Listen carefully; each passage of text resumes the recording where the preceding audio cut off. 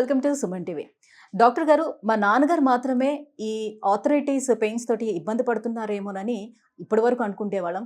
But ఈ ఏజ్‌లో నేను వాకింగ్ చేయాలన్న, స్టెప్స్ ఎక్కాలన్నా కూడా భయపడుతున్నాను. ఈ మాట అంటుంది నేను కాదండి. మనలో చాలామంది అయినటువంటి సాఫ్ట్‌వేర్ ఎంప్లాయీస్ కావచ్చు, హోమ్ మేకర్స్ కావచ్చు, జిమ్ లవర్స్ కావచ్చు, ఇలా ఇటీవల కాలంలో చాలామంది చేస్తున్నటువంటి కంప్లెయింట్. సో, ఇంత తొందరగా ఎర్లీ స్టేజ్‌లోనే నీ పెయిన్స్ వచ్చేస్తున్నాయని. ఒకప్పుడు అనుకునేవాళ్ళం మనం వృద్ధాప్యంలో మాత్రమే నీ పెయిన్స్ వచ్చేవి అనని. బట్ ఇటీవల కాలంలో మనం యంగ్‌స్టర్స్‌లోనే చూడొచ్చు. సో, 30 ఇయర్స్‌లోనే నీ క్రాచ్ చూస్తున్నాం. 35 ఇయర్స్‌లోనే వాకింగ్ పెయిన్ కూడా చూస్తున్నాం. ఎందుకు ఇలా యంగ్‌స్టర్స్‌లోనే నీ పెయిన్స్ కంప్లెయింట్ ఎక్కువైపోతూ వస్తుంది? ఎక్కడ మనం మిస్టేక్స్ చేస్తున్నాం? ఎలా దీన్ని అరికట్టాలి? ఈ విషయాలన్నీ అడిగి తెలుసుకుందాం. మనతో పాటు ఉన్నారు డాక్టర్ పాల్వాయి ఉదయ్ కుమార్ రెడ్డి గారు, orthopaedic and robotic knee replacement surgeon from Legacy Hospital, Madhapur, 100 feet road. Hello sir. Hello అండి, నమస్తే సార్, నీ పెయిన్స్ సార్, ఎర్లీ స్టేజ్‌లో యంగ్‌స్టర్స్‌లో నీ పెయిన్స్ రావటం అనేది అసలు ఆప్షన్ ఉందా? డెఫినెట్‌గా జరుగుతుందా? డీజనరేటివ్ ఆర్థరైటిస్ అనేది ఇంత ఎర్లీ స్టేజ్‌లో అనేది వస్తుందా? First of all before going to the topic, మీరు సెలెక్ట్ చేసుకున్న topic very good one. You are very much right. అంటే ఈ రోజుల్లో ఆల్మోస్ట్ సిన్స్ లాస్ట్ 2 డికేడ్స్ నుంచి 25 నుంచే ఇవి స్టార్ట్ అయిపోతున్నాయి. ఎట్ ద ఏజ్ ఆఫ్ 25 నుంచి I do have many patients. 30, 32, 33 females are mostly affected, okay. Right? మీరు అన్నట్టుగా సాఫ్ట్వేర్ జాబ్ హోల్డర్స్ కూర్చొని ఉంటారు, లేదంటే ఒబీస్ ఉన్న వాళ్ళు, వీళ్ళందరిలో వస్తున్నాయి. అయితే క్యాచ్ పాయింట్ మీరన్నదే, డీజనరేటివ్ అన్నారు కదా, డీజనరేటివ్ కాదు, ఇది సెకండరీ ఆర్థరైటిస్ అంటాం. అంటే డీజనరేషన్ ఈజ్ లైక్ ఇప్పుడు ఏజ్తో పాటు Age తో చర్మం ముడతబడిపోతుంది, జుట్టు తెల్లబడిపోతుంది, బాడీ ష్రింక్ అయ్యి బెండ్ అవుతుంది, బోన్స్ వీక్ అవుతుంటాయి. దట్ ఈస్ డీజనరేటివ్, అంటే విత్ ఏజ్ వచ్చేది. This is not with age actually. ఇక్కడ సెకండరీ కాజ్ ఉంటుంది, అంటే ఇన్బిల్ట్ రీజన్ ఒకటి ఉంటుంది, మేనిఫెస్టేషన్స్ నీలో అవుతుంది. ఓకే. ఎగ్జాంపుల్ లైక్ సపోజ్ నీ జాయింట్ అనగానే అందరూ ఏదో ఎముకలు అనేసుకుంటారు. No, it's not just bone, but it has got decent soft tissue లోపల, లిగమెంట్స్, టెండాన్స్ అని ఉంటాయి. Like I show you example. Like suppose this is the knee joint, okay. ఈ పట్టలని మనం పక్కకు జరిపి చూస్తే సి ఇక్కడ లిగమెంట్స్ ఉన్నాయి, these orange colour ACL and ఇది పిసిఎల్, అండ్ ఈ కుషన్స్ బ్లూ కలర్ మెనిస్కే అంటాం, okay. See the position it self is showing. ఇక్కడ ఏముంది, రెండు బోన్స్ మధ్యలో కుషన్ ఉంది, అంటే కుషన్ సస్పెన్షన్ కావాల్సిన ligament. Suppose just imagine sports injuries ఉన్నాయి, రైట్? కాలు ఇలా ఫిక్స్ చేసి సడన్ గా తిరిగారు, ట్విస్ట్ అయిందంటే, రైట్? తిరిగారు, ఓకే. స్పోర్ట్స్ ఆడుతున్నారు, అలవాటు లేకుండా సడన్ గా క్రికెట్ ఆడేస్తాం, రైట్? ముందు టోనప్ ఉండదు, థైలో స్ట్రెంగ్త్ ఉండదు, కానీ ఆడేస్తాం. ఆడుతూ పరిగెడుతూ సడన్ గా బాల్ వచ్చిందని వెనక్కి ఇలా తిరుగుతాం. ఏది టేర్ అవుతుంది, రైట్? ద పొజిషన్, ఇది క్రష్ అవుతుంది, ఇది టేర్ అవుతుంది.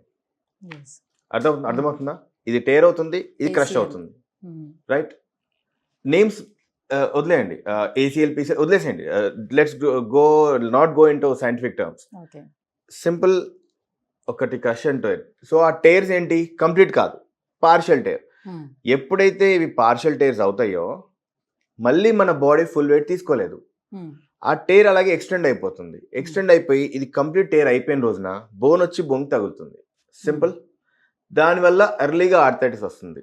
దిస్ ఈజ్ లైక్ మీరు అడిగిన స్పోర్ట్స్ ఇంజరీస్ జరిగే కామనెస్ట్ థింగ్ ఇదే. దీనివల్ల 20s and 15s లో జరిగిన స్పోర్ట్స్ ఇంజరీస్ కూడా 35s తర్వాత మేనిఫెస్ట్ అవుతాయి. ఓకే. అంటే ఆ టైంలో వాళ్ళు ట్రీట్మెంట్ తీసుకోకుండా నెగ్లెక్ట్ చేసి జస్ట్ రెస్ట్ తీసుకున్న తర్వాత Exactly. పెయిన్ హైడ్ అయిపోయిన తర్వాత అయిపోయింది. What people think is X-ray తీస్తారు, okay. And this happens mostly in districts. ఏమవుతుందంటే అక్కడ ఎక్స్రే ఉంటుంది, ఎంఆర్ఐ అవైలబుల్ ఉండవు, ఆర్ ఎట్ టైమ్స్ డాక్టర్స్ కూడా అవైలబుల్ ఉండరు, ఓకే, స్పెషలిస్ట్ ఉండరు. సో ఏం చేస్తారు, ఎక్స్రే తీస్తారు, ఆ ఎక్స్రే ఇస్ నార్మల్, ఏం పర్లేదు, వెళ్ళిపోండి, పెయిన్ కిల్లర్స్, రెస్ట్ అంటాను. పాయింట్ ఈజ్ ఈ సాఫ్ట్ టిష్యూ ఎక్స్రేలో కనబడదు. కనిపించినప్పుడు how do you diagnose soft tissue injury?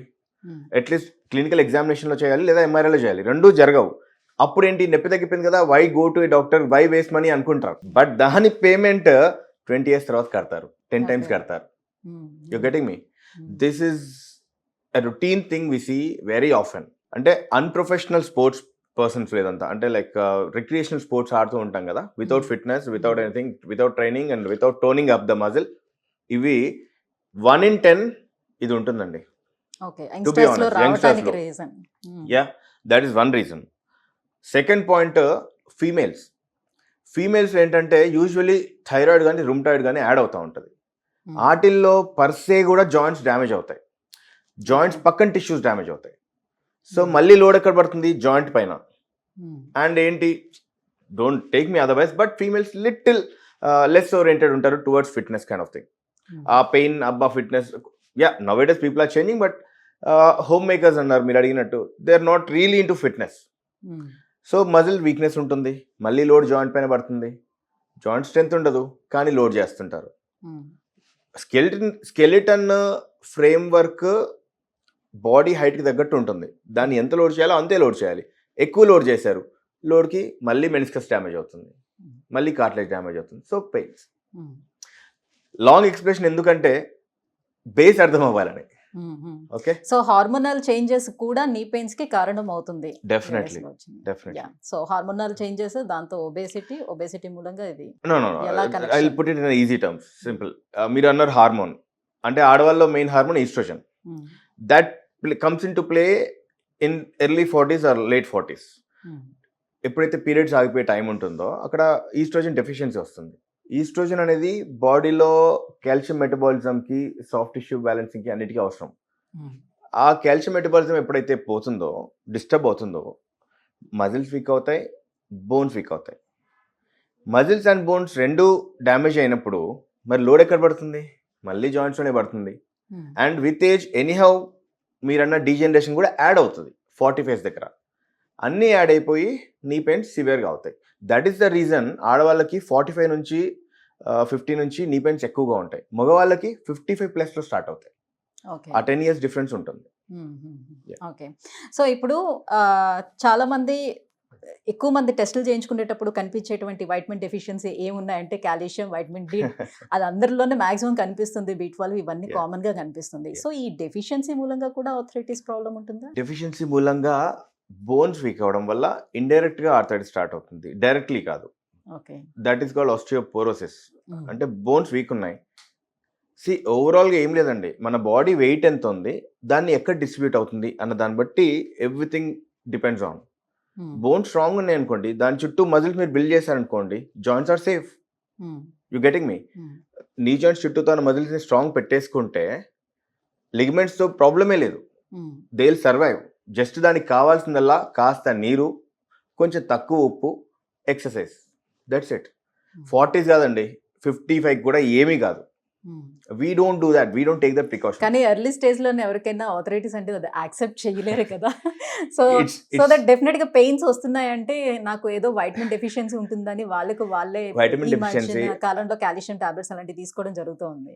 Vitamin దాంతో డెఫిషియన్సీ తగ్గుతుంది అందరికీ అంటారా ఉంటుంది ఈ అసలు? రోజుల్లో. ఎందుకు అంటే ఫస్ట్ ఆఫ్ ఆల్ మీకు నాకు కూడా ఉంటుంది. మనం ఏసీలోనే ఉంటాం, బయట తిరగం, బయటికి వెళ్తే car. Every day 10 minutes of sunlight మనకి పడితే విటమిన్ డి స్కిన్ నుంచే సింథసిస్ అవుతుంది బాడీలో. విటమిన్ డి సింథసిస్ అయినప్పుడు కాల్షియం మెటబాలిజం అదే చేసేసుకుంటుంది. మనం తిన్న ఫుడ్ నుంచి కాల్షియం అబ్జర్బ్ అవ్వాలి అంటే పొట్టలో నుంచి కాల్షియం అబ్జర్బ్ అవ్వాలి అంటే బోన్స్ లోపలికి విటమిన్ డి ఉండాలి. విటమిన్ డి ఏం చేస్తున్నాం? సన్లైట్ నుండి వస్తుంది, మనం దానికి ఎక్స్పోజ్ అవ్వట్లే. దట్స్ అ వెరీ రీజన్ నేను నా ప్రతి పేషెంట్కి మస్ట్ అండ్ షుడ్గా, ఎవ్రీ ఫీమేల్ ఎస్పెషలీ 30 minutes చెప్తాను. Everyday work in sunlight for 30 minutes. 30 చెప్తే 10 చేస్తారన్న ఆశ. Okay. So that's a fact. Right. Nowadays ఉన్నటువంటి లైఫ్ స్టైల్ కూడా ఏ రకంగా కారణం అవుతుంది మనకి నీ పెయిన్స్ రావటానికి? సో అందరికీ స్మోక్ చేసే అలవాటు చాలా కామన్ అయిపోయింది. సో డ్రింక్ చేసే అలవాటు ఇది కూడా దారితీస్తుందా దీనికి? ఇందాక మీకు ఒక మాట చెప్పాను, నీ జాయింట్కి కావాల్సినల్లా కాస్త నీరు అని. ఓకే, నీటిపైన మంట పెట్టామనుకోండి ఎవాపరేట్ అయిపోతుంది. సేమ్ వే నీ జాయింట్ లోపల కార్టిలేజ్ ఉంటుంది, ఒక కుషన్ కైండ్ ఆఫ్ థింగ్, గుజ్జు, రైట్? దానికి ఏం కావాలి? వాటర్ కావాలి. వాటర్ తాగుతున్నాము, వెంటనే స్మోక్ వేస్తున్నాము అంటే మంట పెట్టేస్తున్నాము. వాటరే లేదు అంటే కార్టిలేజ్ డీహైడ్రేట్ అవుతుంది, కార్టిలేజ్ సింక్ అయిపోతుంది, ష్రంక్ అయిపోతుంది, ఎండిపోతుంది. ఎండిపోయిన కార్టిలేజ్ ఈజీగా విరిగిపోతుంది. విరిగిపోయినప్పుడు ఆ కార్టిలేజ్ ఎక్కడ ఉంటుంది? సింపుల్, మళ్ళీ నీ జాయింట్కే వెళ్దాం. ఇది పటెల్లా బోన్, రైట్? దీని వెనక ఉంటుంది, ఇది ఫీమర్, ఇక్కడ ఉంటుంది, రైట్? ఇక్కడ ఉండే కార్టిలేజ్ని మనం స్మోక్ ద్వారా ఎవాపరేట్ చేస్తున్నాం, డీహైడ్రేట్ చేస్తున్నాం, రైట్? Simple logic. ఈ మూమెంటే చూడండి. ఓకే, కాలు మడుస్తున్నాం, ఎక్స్టెండ్ చేస్తున్నాం, మడుస్తున్నాం, ఎక్స్టెండ్ చేస్తున్నాం. జస్ట్ ఇమాజిన్ ఇక్కడ గుజ్జు ఉందనుకోండి, నొప్పి ఎందుకు వస్తుంది, రైట్? కానీ మనం ఆ గుజ్జుని డీహైడ్రేట్ చేస్తున్నాం, క్రాక్స్ వచ్చేస్తాయి. క్రాక్స్ వచ్చిందంటే గుజ్జు అన్న ప్రొటెక్టివ్ లేయర్ పోయి, కార్టిలేజ్ పోయి direct bone to bone touch అవుతుంది. బోన్ టు బోన్ అంటే ఫ్రిక్షన్ రాపిడి, పెయిన్. దెన్ మళ్ళీ we need to intervene. See this are all, to be honest, self made అండి, స్వయంకృతం. ఇది early 20s or at least early 30s realise అయితే 40s are safe. అంటే అంత ఎర్లీ స్టేజ్లోని రికగ్నైజ్ చేయడానికి ఏంటి మనకి సిమ్టమ్స్ ఏమైనా తెలుస్తుందా, చేయడానికి సాధ్యమవుతుందా? ఇవి depends on gender to gender specific ఉంటుంది. ఆడవాళ్ళు అయితే ఇప్పుడు ఎగ్జాక్ట్లీ మీరు కూర్చున్న పొజిషన్ నుండి లెగాలనుకోండి, లెగడానికి కష్టపడతారు. బికాస్ లెగిసేటప్పుడు ఏమవుతుంది, అగైన్ అన్నిటికీ ఇదే అండి సొల్యూషన్. ఇది కూర్చున్న పొజిషన్, రైట్? చైర్లో కూర్చున్నారు, రాపిడి జరుగుతుంది, ముందు పక్క నొప్పి వస్తుంది. Okay, first symptom. ఇప్పుడు ఇది చైర్లో కూర్చున్నప్పుడే వస్తుందా? నో. మెట్లెక్కి దిగడం కూడా ఫ్లెక్షన్ ఎక్స్టెన్షనే. మెట్లెక్కి దిగేటప్పుడు కూడా మీరు ఎప్పుడైనా గమనిస్తే ఈ మూమెంట్ జరుగుతుంది. ఓకే, తక్కువ డిగ్రీస్ వరకు. ఆ డిగ్రీ కూడా ఈ ఫ్రిక్షన్ వల్ల పటల్లా టు ఫీమర్ టచ్ అయ్యి రాపిడితో మళ్ళీ నొప్పి వస్తుంది. మెట్లు ఎక్కేటప్పుడు ఎక్కువ ఉంటుందా బర్డెన్, దిగేటప్పుడు ఉంటుందా ఎక్కువ? అందరూ ఎక్కడం నాకు కష్టం, దిగడం ఈజీ అని ఒక మిస్కన్సెప్షన్లో ఉంటారు. బట్ యాక్చువల్లీ దిగడమే నీ జాయింట్కి ఎక్కువ లోడ్. అందరు రివర్స్లో నేను మెట్లు దిగేస్తానులే ఈజీగానే, నాకేం ప్రాబ్లం అనుకుంటుంటారు. చిన్న మిత్. ఎందుకంటే దిగడం ఈజీ, బట్ దిగేటప్పుడే మన మెకానికల్ యాక్సిస్ లోడ్ అంతా కూడా మన కాళ్ళపైన పడుతుంది, ఎక్కేటప్పుడు స్పైన్ తీసుకుంటుంది. నేనైతే పర్సనల్ ఐ ప్రిఫర్ అసలు స్టెప్సే తీసేయండి అంటాను. I don't use per se for my personal thing, but దిగేటప్పుడు లోడింగ్ ఎక్కువ ఉంటుంది. రైట్. సో ఎర్లీ స్టేజ్లో నీ పెయిన్స్ని గుర్తించాలి అని అంటే ఎలా డయాగ్నోసిస్ చేసుకోవాలంటారు? మీరు చెప్పారు లైక్ ఇప్పుడు ఎక్స్రే లాంటివి తీస్తే కొన్ని రకాల ప్రాబ్లమ్స్ అసలు బయట పడవు అని. సో ఏం చేయాలి? ఫస్ట్లీ డాక్టర్ని కలవాలి. First of all over the counter medicines కొనడం అనే కాన్సెప్ట్ని తీసేయాలి. ఎందుకు అంటే I tell you simple thing. ఇందాక చెప్పిన ఎగ్జాంపులే తీసుకోండి. చిన్న స్పోర్ట్స్ ఇంజరీస్ అవుతాయి, నిజంగా అందరికి అవుతాయి. డాక్టర్ని కలిస్తే ఫీజు అవుతుంది అన్న ఒక అపోహతోని మెడికల్ షాప్కి వెళ్ళి 20 రూపాయలు ఇచ్చి ట్యాబ్లెట్ కొనుక్కుంటారు. ఓకే, మెడికల్ షాప్లో ఇండియాలో over the counters are free, ఇచ్చేస్తారు. ఆ రోజు పెయిన్ తగ్గుతుంది, పెథాలజీ తగ్గట్లే, ప్రాబ్లం తగ్గట్లే, రైట్?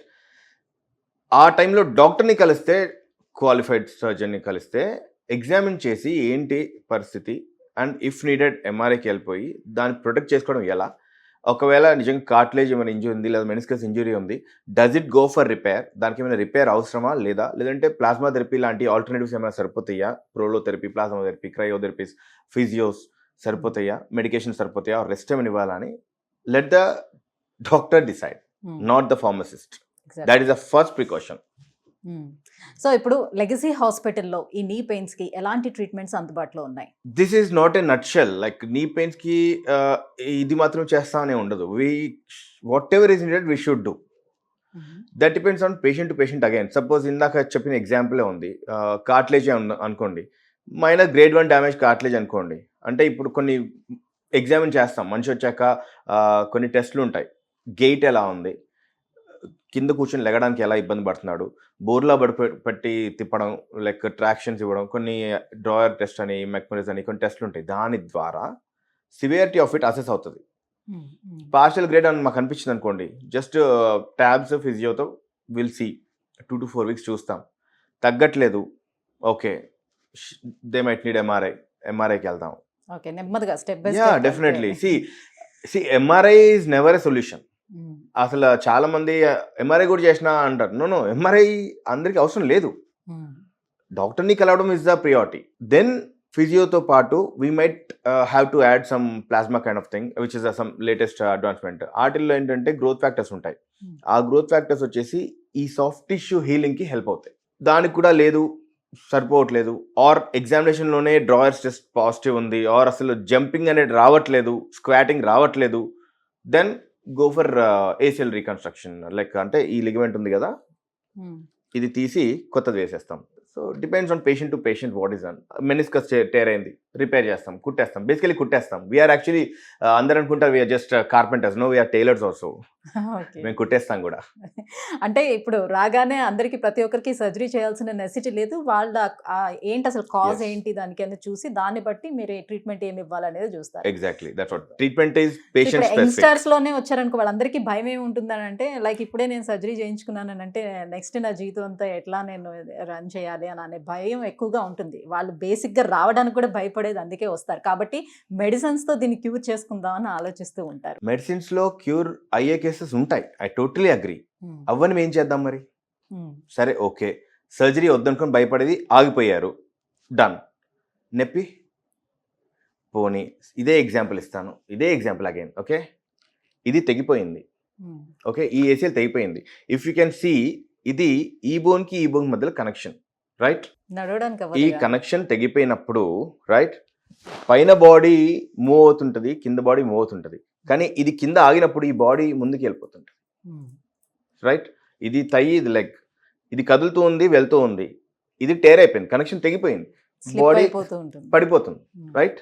స్టెబిలిటీ లేదు.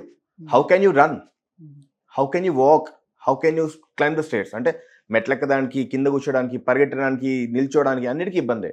ఎన్ని రోజులు భరిస్తారు అలా? పాయింట్ ఇక్కడే వస్తుంది. ఈ రోజు ఈ సర్జరీకి భయపడ్డ వాళ్ళు చాలా తొందరగా నీ జాయింట్ రీప్లేస్మెంట్కి వెళ్తారు. ఎందుకు? కనెక్షన్ లేదు. సో లోడ్ అంతా ఎక్కడ పడుతుంది? మిగతా వాటి పైన పడుతుంది, like PCL and meniscus and cartilage. That is totally gone. అవన్నీ కూడా డ్యామేజ్ అయిపోతాయి. డ్యామేజ్ అయిపోతున్నాయి. అంటే ఒక్కటి రిపేర్ చేయకపోవడం వల్ల, మిగతా 3 డ్యామేజ్ అయిపోవడం వల్ల we're landing up in replacement at early age. 45కి రీప్లేస్మెంట్ చేస్తున్నాం. ఎందుకు చేస్తున్నాం అంటే వీఆర్ హెల్ప్లెస్. 45కే ఇలా బోన్స్ ఇలా వచ్చేసిన పేషెంట్స్ నా దగ్గర చాలా మంది ఉన్నారు, which usually happens at 60s. కొంతమందికి సడన్ గా ఈ కాలు 2 లెగ్స్ కూడా ఇట్లా బోల్గా ఇలా Bones, అయిపోతూ ఉంటుంది. ఎందుకని? సో వాళ్ళు నీ ప్రాబ్లమ్ని రికగ్నైజ్ చేయక దాన్ని డిలే చేయడం వల్ల అవుతుందా, లేకపోతే వాళ్ళకి పుట్టుకతోనే అలా ఉంటుందా, ఎలా? మీ క్వశ్చన్లోనే యాక్చువల్లీ ఆన్సర్ ఉంది. 2 రీజన్సే. 2 రీజన్సే. మధ్యలో వచ్చేటప్పుడు డెఫిషియన్సీస్, మీరన్న విటమిన్ డి డెఫిషియన్సీ ఉంటాయి కదా, దాంట్లో కూడా బోస్ అవుతుంటాయి. ఓకే. మొత్తం ఇలా ఉండాల్సినవి ఇలా బెండ్ అయిపోతూ ఉంటాయి.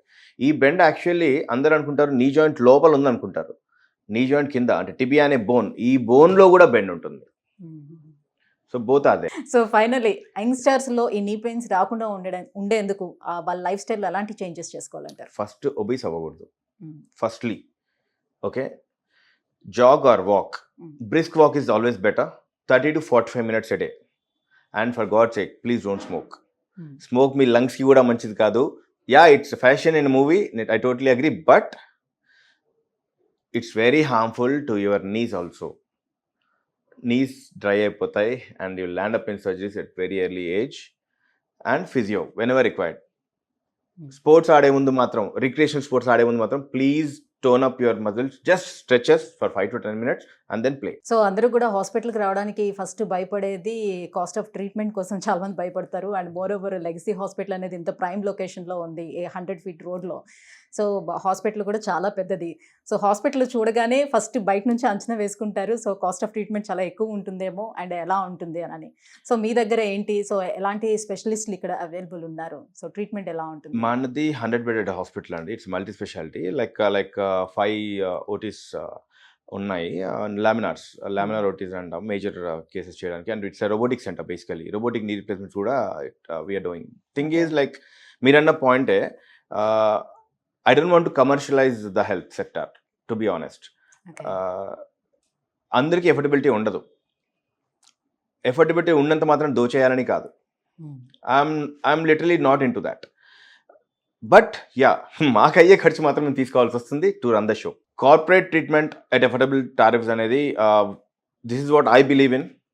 Because I have paid for my own parents, I know the burden, a financial stress నాకు తెలుసు. I don't want to give that to my clients for sure. Affordable rates is a target. Decent treatment in affordable tariffs is a target of mine as of now. Thank you sir. Thank you so much. So యంగ్‌స్టర్స్‌లోని knee pains రావటానికి major reasons ఏంటి? And Legacy హాస్పిటల్‌లో ఎలాంటి treatments మనకు అందుబాటులో ఉన్న విషయాలన్నీ కూడా తెలియజేసినందుకు thank you so much. Thank you.